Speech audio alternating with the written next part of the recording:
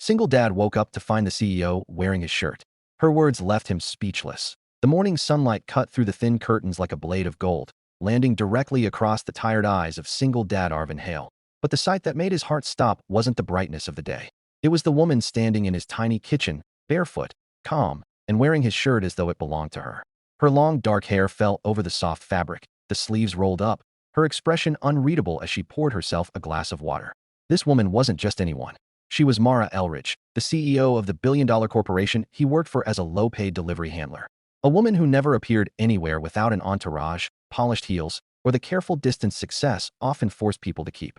But here she was, in his shirt, inside his modest home, her presence almost ethereal in the quiet of the morning. And the moment she turned to him, her voice trembled in a way he never expected, as she whispered words that shattered everything he believed about who she was and who he was allowed to be. If you believe in kindness, humanity, and second chances, take a moment right now to like, comment, share, and subscribe to Touch of Kindness Stories. Because today's story is one that reminds us how unpredictable and beautiful life can be when we least expect it. Arvin stood frozen, the weight of reality pressing against his chest as memories of the night before rushed back in fragments. The heavy rain, the car skidding, the impact, the desperate scream from someone he couldn't see. And then Mara, drenched, trembling, and trapped in her luxury car after hitting a fallen tree on the empty countryside road. No security team, no driver, no cameras, just a terrified woman and a storm that drowned out her cries. Arvin had been on his way home from the late shift, exhausted and hungry, but something in him refused to leave her alone.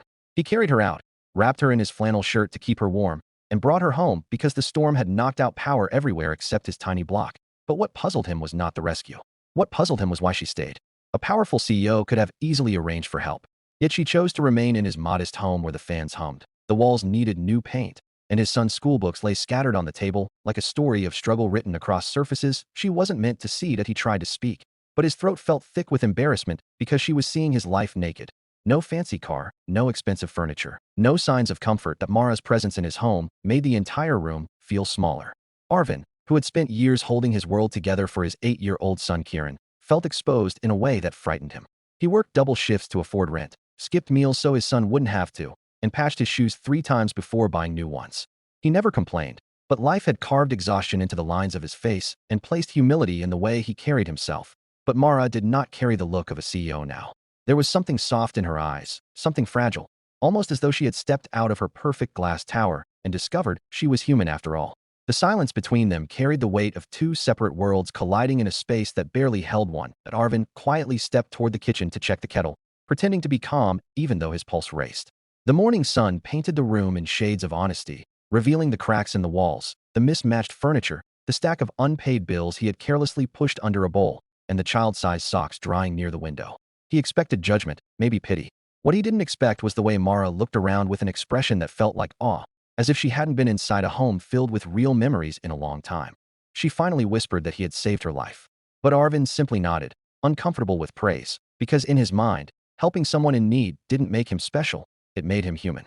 He wished the same kindness had reached him when his wife had died unexpectedly 3 years before, leaving him broken, lost, and forced into a sudden role he wasn't ready for. The grief had been a silent storm, but Kieran needed him, so he learned how to braid hair for school events, how to make pancakes with uneven edges, and how to tell bedtime stories even when his voice cracked with exhaustion. The world had never made space for his pain, so he buried it beneath responsibilities. As Mara sat at the table, wearing a shirt too big for her and sipping the tea he served. She looked less like a CEO and more like a woman who had finally exhaled after years of holding her breath. She asked about the pictures on the wall, the trophies Kieran had earned in school, and the drawing taped to the fridge of a stick-figure dad with a cape. Her voice was gentle, and something in her eyes suggested she was searching for warmth she had lost somewhere along her rise to power. Arvin answered her questions quietly, almost reluctantly, because he wasn't used to being seen. People like Mara lived in worlds he didn't dare imagine for himself. People like Mara never walked into homes like his, never ate off simple plates, never asked personal questions with genuine curiosity. But everything about her felt different from the image the media painted of her: cold, strict, intimidating. Here, she looked almost relieved to be unseen by the world and truly seen by someone for the first time. Kieran woke up, rubbing his eyes, and when he saw the CEO in their kitchen, his shock turned into childlike excitement. But what surprised Arvin even more was how naturally she spoke to his son, how she laughed at his jokes, how she asked about his favorite subjects and dreams as though she wasn't one of the busiest women in the city. Watching her sit cross-legged on the floor, helping Kieran fix a broken toy airplane, felt surreal. It was the kind of scene Arvin thought he'd never witness. A powerful woman shedding her armor and becoming part of their humble chaos. As the morning unfolded, Arvin learned something he would never have guessed. Mara confessed that she had been on the road alone because she had run away from pressure, from expectations, from a life that looked perfect but felt suffocating. She admitted that she envied him. She envied the simplicity, the authenticity, the warmth of a home that didn't measure worth by wealth, but by love and resilience. Her voice trembled as she said she hadn't felt this safe or human in years, and those words stunned Arvin more than anything else. Her vulnerability was a mirror he didn't expect to face. For the first time, someone didn't look at him as a struggling single dad. They looked at him as a man who had survived storms without losing the softness in his heart.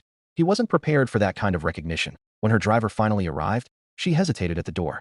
She didn't want to leave, but life required her to return to the world that owned her time and demanded her perfection. Before stepping out, she gently placed a business card on the table, telling Arvin she wanted to do something for him, not out of pity, but out of respect. She left before he could respond, and the moment she disappeared through the door, the apartment felt strangely empty. Arvin thought that was the end of their strange, beautiful morning.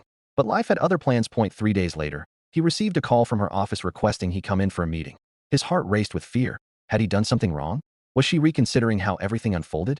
When he stepped into her office, Mara stood near the window, sunlight illuminating her face, making her look softer than the world knew her to be. She wasn't wearing armor this time. She was wearing gratitude.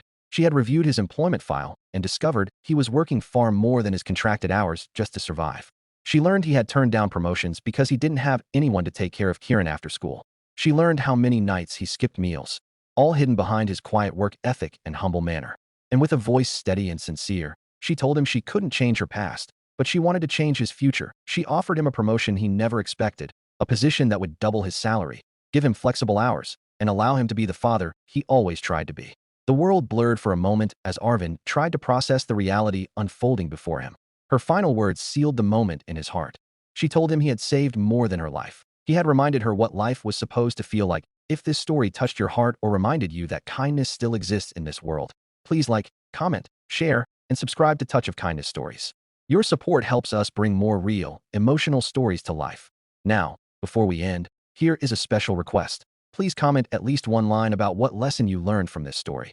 And as the sunlight continued to fill the world outside, Arvin walked out of her office feeling like the storm he once rescued her from had somehow brought both of them into a new morning, one filled with hope, gratitude, and the quiet possibility of something neither of them had dared to dream.